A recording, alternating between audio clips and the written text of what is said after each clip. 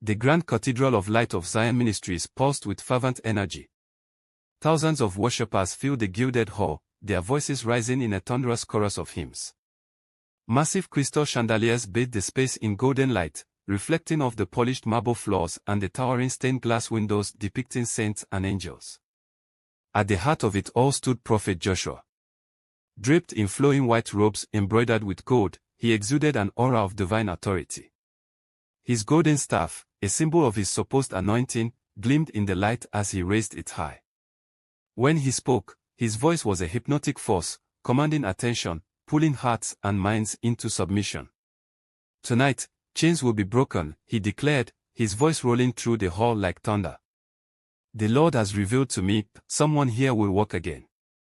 A wave of gasps rippled through the crowd. Hope flared in desperate eyes. Mothers clutched their sick children. The elderly leaned forward in anticipation. People in crutches and wheelchairs wept, longing to be the chosen one. From the side, ushers wheeled forward a frail woman in a wheelchair, thin, weak, trembling.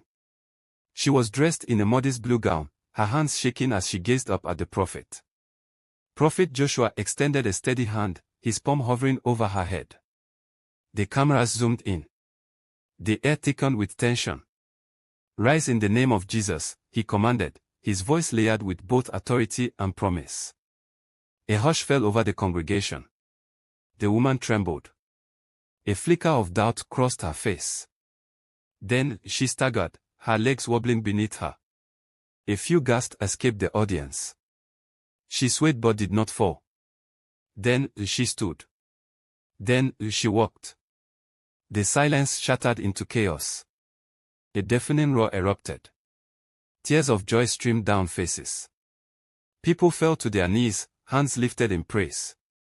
Some screamed, others wept, many danced in ecstasy. A man pounded his chest, crying, "God is here. God is here." The camera crew caught every second, the miracle unfolding in real time, broadcast live to millions watching at home. Social media pages lit up with captions, "Another miracle from the great prophet Joshua. God is working." Ushers rushed forward with collection baskets. The faithful emptied their pockets, throwing money at the altar, cash, jewelry, and even signed checks. They gave until they had nothing left. At the back of the hall, near the towering double doors, a lone figure watched in silence. Tunde Ajayi. The journalist leaned against a pillar, his small handheld camera rolling discreetly beneath his jacket. His face was unreadable, but his jaw tightened. "It's all an act," he muttered under his breath. He had seen this before. He had seen too much. As the celebration thundered on, Tunde's grip tightened on his camera. He had spent months investigating Prophet Joshua and his so-called miracles. And tonight, he was one step closer to the truth. Tunde Ajayi had seen men like Prophet Joshua before, charismatic, untouchable, and dangerous. But never on this scale. Never this powerful. His previous investigations had exposed corrupt politicians and business tycoons, but this was different. This was faith, and faith was a weapon sharper than any blade. It made men blind, made them fight for lies, made them willing to kill for the man who told them what they wanted to hear. And right now, that man was Prophet Joshua. Tunde sat in his darkened apartment, rewatching the footage from that night service. His room was cluttered with papers, voice recordings, and surveillance photos. The only light came from his laptop screen, where the miracle played on repeat. The frail woman in the wheelchair. The prophet's booming voice. "Rise in the name of Jesus." The woman staggering.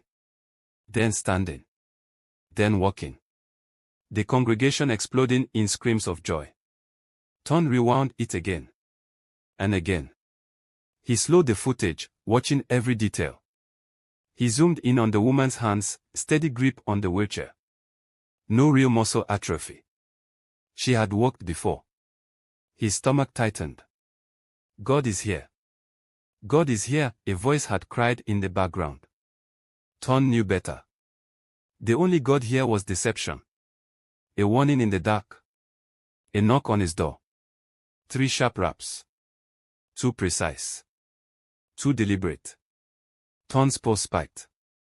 He wasn't expecting anyone. For a second, he considered ignoring it. But then his phone vibrated, a text from Connell. "I'm outside." Ton exhaled and opened the door. Connell stepped in quickly, locking it behind him. The older man's face was tight with worry. He didn't sit, didn't greet him, just stood there, scanning the room like someone checking for hidden eyes.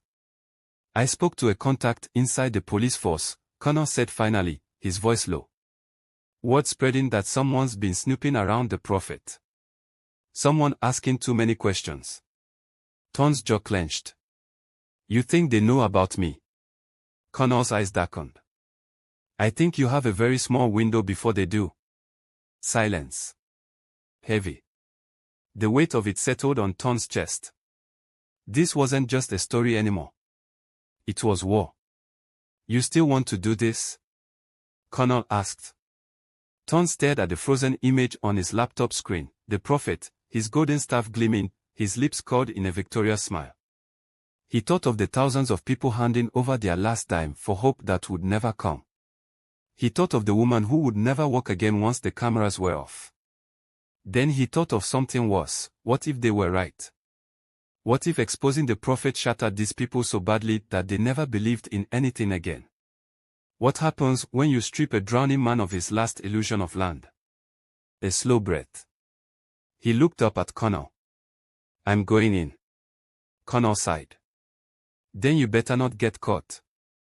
Ton knew one thing: to get close to the wolf, he had to become a lamb.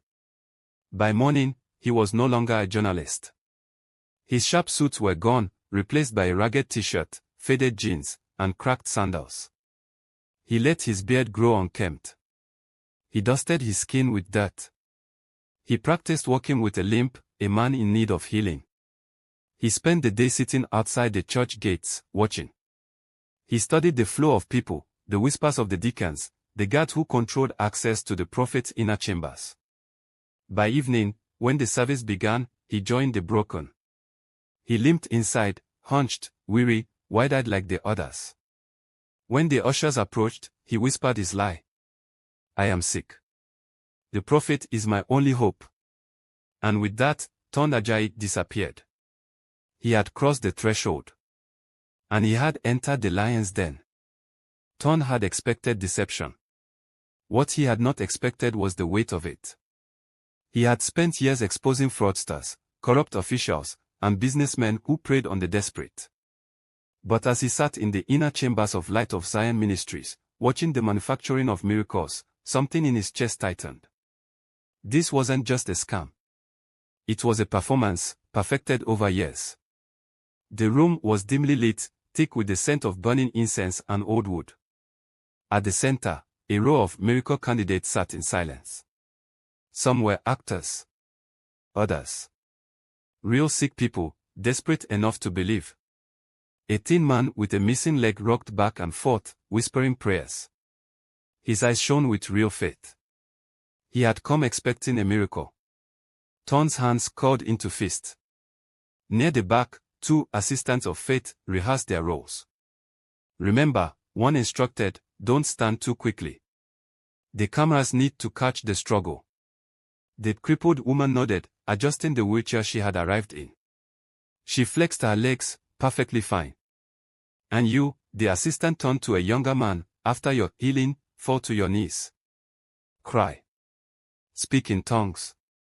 The people need to feel it." Ton's stomach churned. The deception was flawless. Faith was a currency, and Prophet Joshua was the banker. At the far end of the room, golden chalices were lined on a table, each labeled for different miracle needs: holy water for financial breakthrough, purification oil for unclean spirits, sacred ash for marital delay. Each cost a small fortune. Ton recorded everything. Every whispered instruction, every scripted prayer, every stage moment of divine intervention. Evidence that could bring the entire empire crashing down. But then, something happened that shook him. Mama Nkechi entered the room. She was frail, wrapped in a faded wrapper, eyes bright with conviction. In her hands, she clutched a small envelope, her last offering. "I have given everything," she said, voice trembling. My home, my savings. But the Lord will provide. I believe. Ton swallowed hard. He had met countless victims of scams, but none like her. None so absolutely certain that this was the path to salvation. You will receive your blessing, Mama, one of the deacons assured her. He took the envelope, stuffing it into a thick bag already bursting with cash. They had taken everything from her. And yet, she smiled. A deep, unwavering smile of faith. She turned to Ton, sensing his hesitation. Do you believe? She asked him. Ton opened his mouth and froze. He had always believed that truth would set people free. But as he looked into Mama Nkechi's hopeful eyes, he felt the weight of the truth he carried. If he exposed this deception, what would happen to her? What would happen to all of them? Was the lie more comforting than the truth? Was the truth worth shattering, the only thing these people had left? Ton's grip tightened around the camera in his pocket. For the first time in his career, he wasn't sure. Ton had seen every trick in the book. Fake healings, fabricated testimonies, even rigged prophecies. Yet, something about Prophet Joshua was different. It wasn't just the scale of the deception, it was the way he commanded faith, the way people clung to his words as if their lives depended on them. And, maybe, somehow, it was real. One evening, a deacon summoned him to the prophet's private chamber. The man of God sees you, he whispered. Ton's heartbeat quickened. He had been playing the role of a desperate believer for weeks now, faking sickness, faking devotion. But had he fooled them too well? Inside the candlelit chamber, Prophet Joshua sat on a golden throne-like chair, his staff resting across his lap. The room smelled of sandalwood and myrrh. Ton tried to keep his expression neutral, but there was something unnerving about the way the prophet gazed at him, as if he saw something hidden. You came here for a reason, Joshua said, voice smooth like silk. You carry a burden. Ton stiffened. Perhaps, you are seeking truth. Ton forced a weak nod. The prophet studied him, then slowly stretched out his hand. Come. Hesitant, Ton stepped forward. The prophet placed his palm on his forehead. A sudden chill ran down Ton's spine. And then, something happened. Ton saw flashes. A child crying in the rain. A woman's voice, calling his name. A memory, his mother, lying in a hospital bed, whispering a final prayer. His breath hitched. His mother had been a devout woman. She had believed in miracles. She had prayed for healing until her last breath. And then, Prophet Joshua spoke, his voice barely above a whisper. You have carried this pain for too long, Ton. Ton's blood ran cold. How did he know? His vision blurred, his body trembled, and for the first time in his life, Ton felt something he couldn't explain. Something holy. That night, Ton couldn't sleep. What happened back there? Had he fallen for a trick? A psychological manipulation? Or had something real touched him? He had come here to expose a fraud, but now, he wasn't so sure. Maybe Joshua wasn't just a scam artist. Maybe he was something more. Ton had spent years chasing truth. But now, truth felt uncertain. Each time he closed his eyes, he felt the weight of Prophet Joshua's words. The memory of his touch still lingered. And the vision, his mother's frail hand gripping his as she whispered her final prayer, how could Joshua have known? It had to be real. Didn't it? The next week, Ton threw himself deeper into the ministry. He fasted, he prayed, he joined special anointing services. And with every moment, every whispered prophecy, every divine encounter, his doubts grew weaker. How could all of this be fake? He saw a blind boy regain his sight.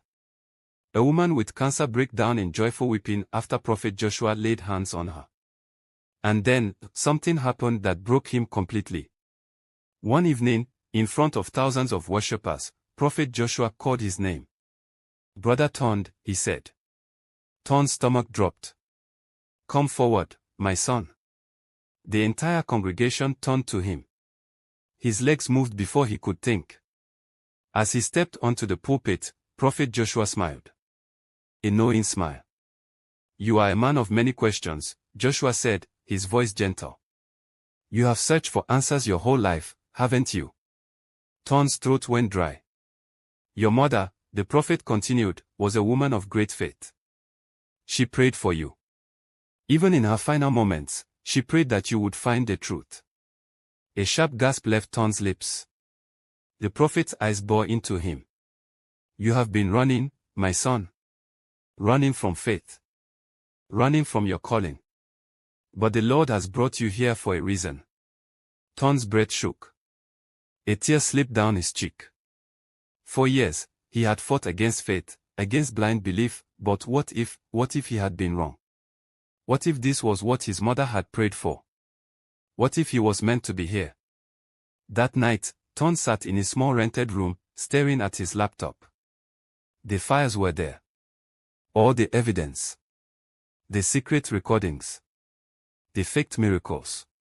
The list of donations, millions flowing in from desperate believers. He hovered over the folder. His hands trembled. Exposing Prophet Joshua would destroy everything. Not just the church, but the faith of thousands. Mom Nkechi. The blind boy. The desperate mother clutching her sick child. If he published this, how many would fall into despair? Would they lose their faith completely? Would they ever believe again? Ton pressed his head into his hands. For the first time in his life, he didn't know what to do. Was Prophet Joshua really a fraud? Or was he something more? Ton was no longer a journalist. At least, not in his heart. Something had changed. The doubt that once defined him had crumbled. His investigation had turned into a pilgrimage, his deception into devotion. For the first time in his life, he felt at peace. He wasn't chasing the truth anymore. He had found it. He stopped questioning. He stopped recording. The files on his laptop. The proof of fraud. He ignored them. Every evening, he sat in the church soaking in Prophet Joshua's words. He fasted. He prayed. He laid hands on the sick alongside the other ministers. And when people wept with joy after their miracles, he wept with them. For the first time since his mother died, he felt close to her again. She had wanted him to believe. Now, he did. Completely. One night, Ton walked alone into the prophet's private chamber. It was late. The candles flickered, casting long shadows across the walls. Prophet Joshua sat on his throne-like chair, his golden staff resting on his lap, his gaze already waiting. Ton knelt before him. "Man of God," he whispered, "I have sinned." Prophet Joshua tilted his head slightly. "Speak, my son." Ton's voice shook. "I came here, not to seek salvation, but to destroy you." A moment of silence. Ton lowered his head. "I was a journalist. I was investigating you. I have recordings, videos, proof of deception." His breath hitched. "I was going to expose you to the world." He squeezed his eyes shut. He expected rage. A rebuke. A curse. But when he looked up, Prophet Joshua was smiling. "I knew." The prophet leaned forward, his golden rings glinting in the candlelight. "My son," he said, voice smooth as silk. "Did you think I did not know?" Ton froze. Prophet Joshua chuckled softly. "I saw you the moment you walked into my church. I knew who you were. I knew why you came." Ton's chest tightened. He had been watched all along. "I saw the doubt in your eyes, the burden in your heart," Joshua continued. "I knew you were lost, searching for something. And I knew I could show you the way." Ton's breath came in shallow gasps. "You did not deceive me," Prophet Joshua said. "You only deceived yourself." He smiled. "But that is how the Lord works. He brings the lost into his fold even when they do not know they are being led." Ton's lips trembled. It was true. He had come here with an agenda. But it had been him who changed. The prophet had seen through him all along. And yet, he had accepted him. Ton reached into his bag. His hands shook violently. He pulled out a USB drive. My recordings. My evidence, he whispered, placing it on the prophet's lap. Destroy it. Prophet Joshua didn't even glance at it. Instead, he leaned forward, resting a hand on Ton's shoulder. Do you still think I am a fraud? He asked. Ton's throat tightened. Tears welled in his eyes. No. For the first time, he meant it.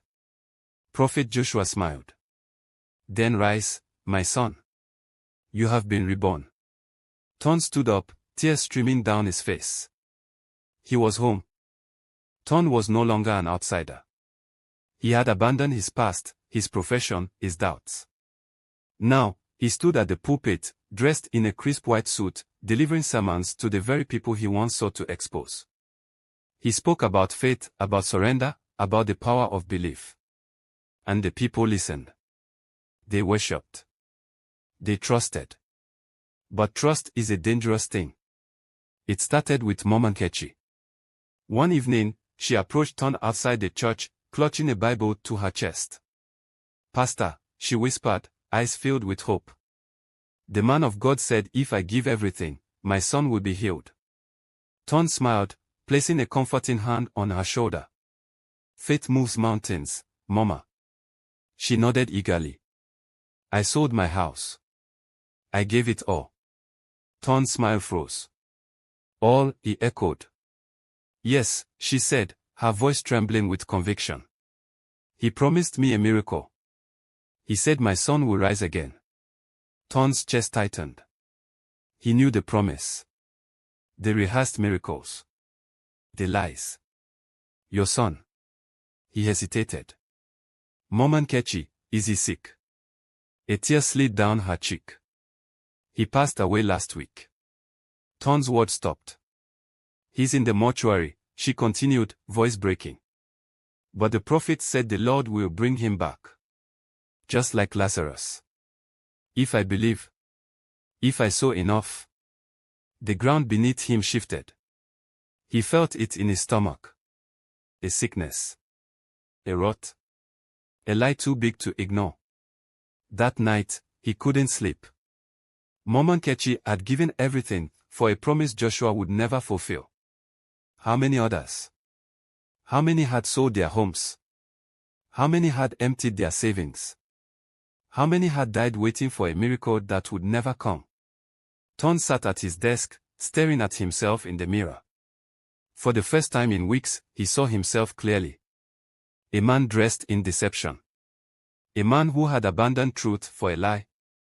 He reached for his Bible, flipping through the pages, looking for comfort. But all he saw were the same words he once believed in. Words that had been twisted. Used. Manipulated. He closed the Bible with a shaking hand. His faith was cracking. The next morning, he stood behind the pulpit, the golden microphone in his grip, staring at the expectant faces before him.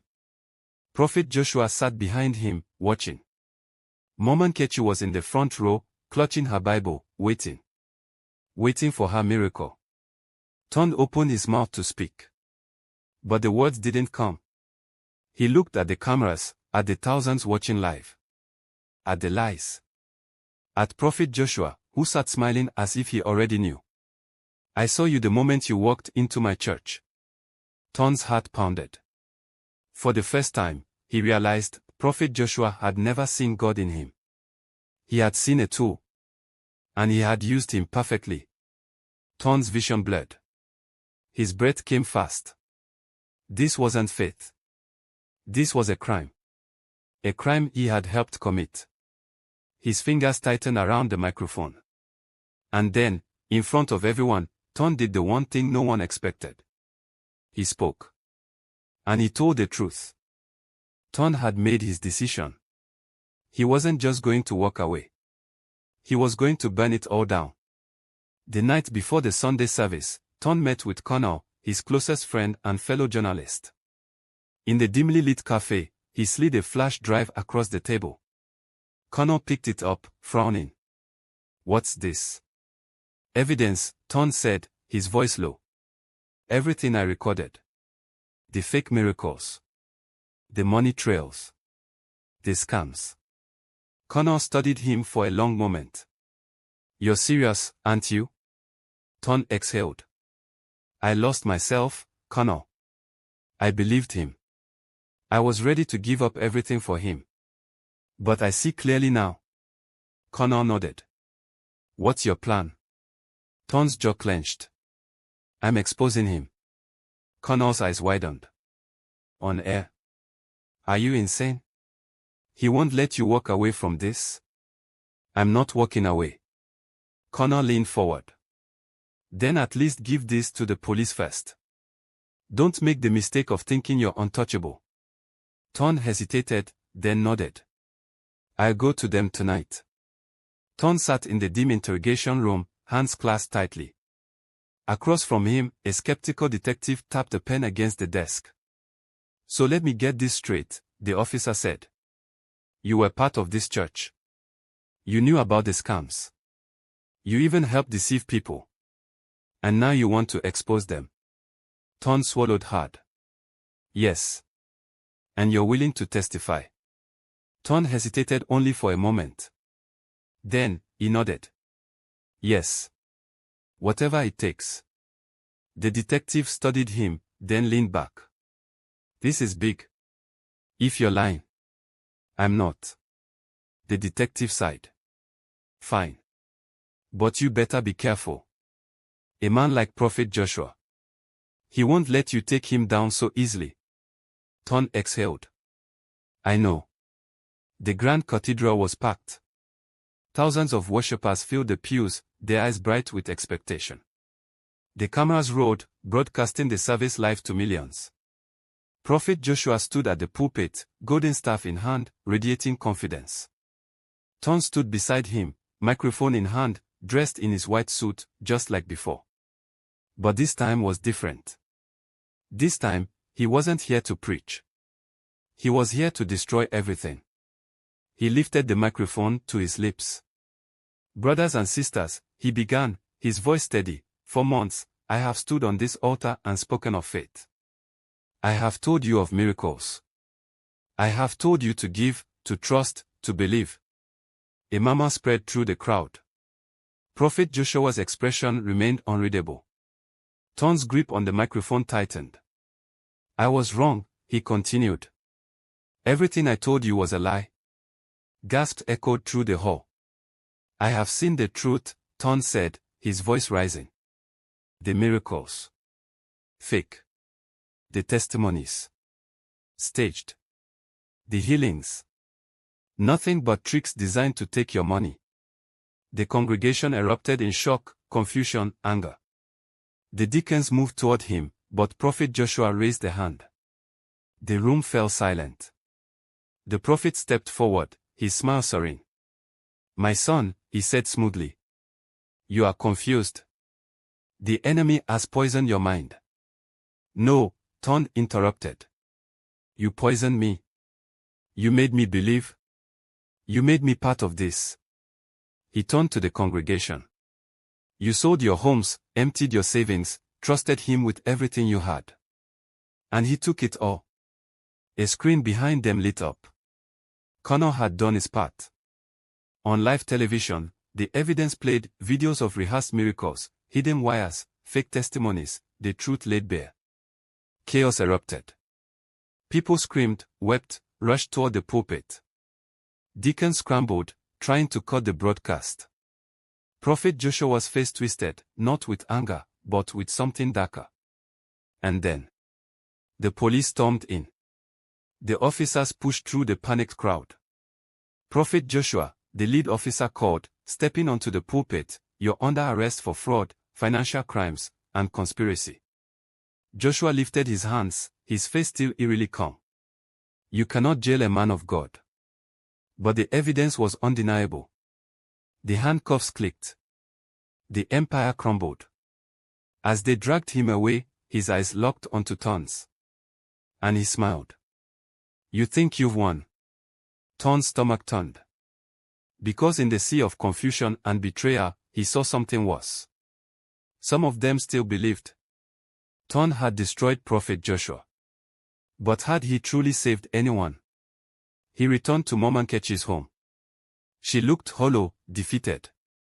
If he was a lie, she whispered, was my fate a lie too? Ton hesitated. He had exposed the deception, but he had not prepared them for the emptiness left behind. So he made a choice. He started something new, a foundation to help victims of religious fraud. Real aid, real support, real faith. One day, a former follower asked him, if Joshua was a fraud, is God still real? Ton exhaled. Faith is real, he said. But blind faith is dangerous. Question. Learn. Believe wisely. As he left the ruins of the cathedral, he saw Prophet Joshua's golden staff discarded in the trash. A relic of deception. And he walked away. Enjoy this video. Don't forget to like and subscribe for more thrilling stories like this.